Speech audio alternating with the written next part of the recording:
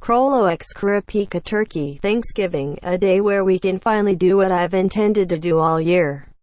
Chrollo couldn't contain himself, since Kurapika had yet to reveal their biggest kink, but promised they would on Thanksgiving. Kurapika held out a silver platter with a lid, and took it off to reveal Chrollo's worst nightmare. Whereas before, the aroma lured Chrollo in like a bee to a flower, the source it came from hit him like a freight train. It was a golden brown in appearance and gave off the look of the only thing that had scarred him his whole life. Turkey. He sprung up in the air as his eyebrows lifted and his arms flailed at the sight of the bird.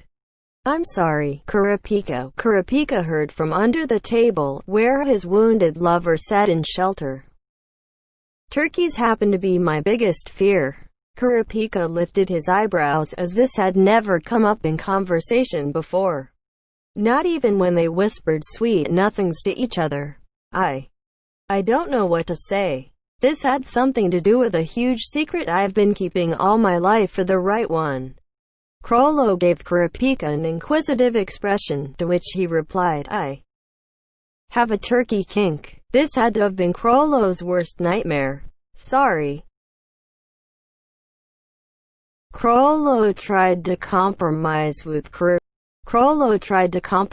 Kurapika. "I am supportive of what you love, but I don't know if this is exactly something I can handle, given the circumstances." Kurapika frowned. "But this turkey has sufficiently turned me on. I don't think there's any turning back now." Chrollo was concerned about the future of this relationship. "I can compromise though. What if I used a different meat?" Chrollo nodded. It was okay, after all. "But family is out in the living room and the bedroom. How can we do this safely without getting caught?" Kurapika winked at Chrollo. "Who said it had to be in the bedroom?"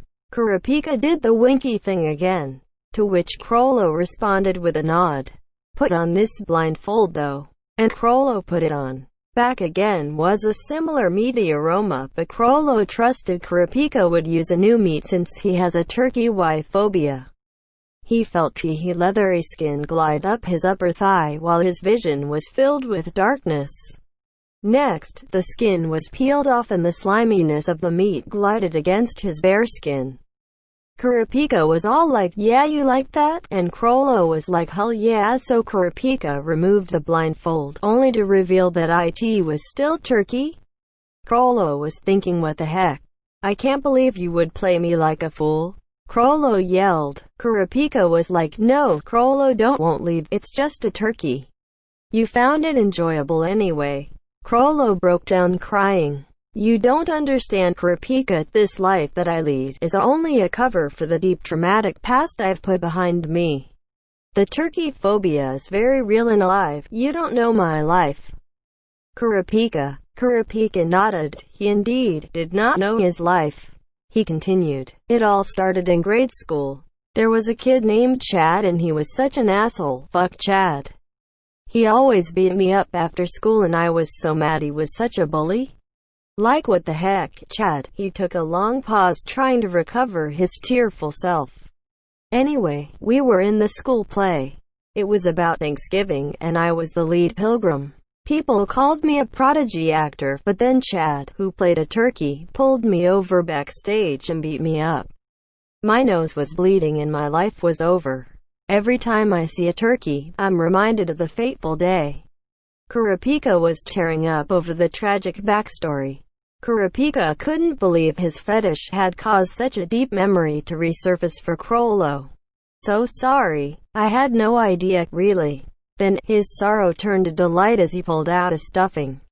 "But I think we could have a lot of fun with this." He did the winky thing again and Chrollo got weak in the knees. Kurapika took the stuffing and placed it on a spoon. He massaged it over Chrollo's belly button.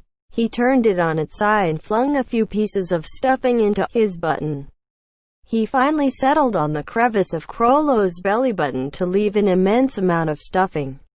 He massaged it into the hole and licked it to make Chrollo feel extra spicy and bothered. He then took a container of gravy and coated the pre-existing stuffing, only making Chrollo's raging member as straight as a ruler. His fingers circled around the splashes of gravy, trailing it up to his chest. His fingers rubbed circles in between his nipples as he smeared gravy all over him. He took the spoon and cupped his bottom part. He rotated the spoon around, allowing his ball to roll around. He tilted the spoon down, allowing his other test to roll in the scoop. Kurapika continued rolling the spoon in a clockwise motion. He withdrew the spoon and spat in it. He took his thumb and massaged the saliva into the stuffing. Gotta make lube somehow. Whatever works best. He poured Chrollo's testicles back into the spoon and spun it around once more. Chrollo grunted and gritted his teeth. Is that all you got, puff? Just a bit of a ride from a spoon and some stuffing. Not impressed? I guess I got to get imaginative. Kurapika turned to the counter next to him and pulled out the drawer. He hovered his hand around all the instruments, trying to figure out what to pick. Knife? Too messy. Cheese grater? That won't end well. Wait a minute, I got it. He grasped for the long, wooden, stiff rolling pin. Chrollo's eyes widened at the tool of trade used. Kurapika stuck his tongue and rolled his rolling pin against it, picking up saliva with each compulty roll. After a few laps, it had a dense enough layer to make things smooth and lubricated. What's going on? Chrollo began to stutter a bit in wonder. I'll need you to hold your staff upwards towards the sky, if you don't mind. Kurapika gave him a toothy, seductive grin. Chrollo hesitantly held his thing up. Kurapika rolled the rolling pin against Chrollo's extension. It was pressed against his lower abdomen, being pressured by the rolling wood. The spit-soaked pin kept Chrollo's staff long and hard. It began to sweat on its own.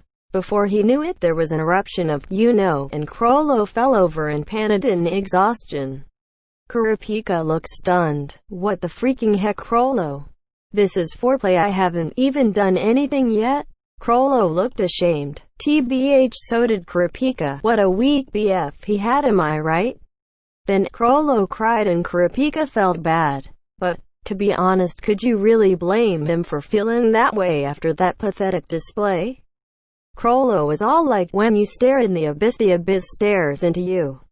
And he fell to his knees and started to mentally loop a Linkin Park album in his head. Kurapika was so mad, honestly. He went off with Hisoka and never went back to this week.